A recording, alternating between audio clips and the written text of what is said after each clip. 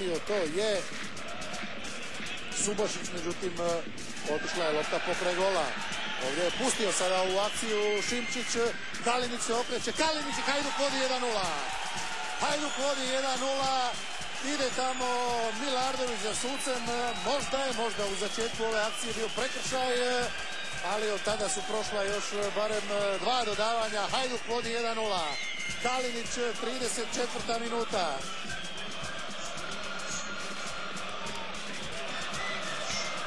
Kalinić, odlična lopta na desnu nogu, pa okret, pa je okrenuo svog čuvara i ljevicom u bliži kut.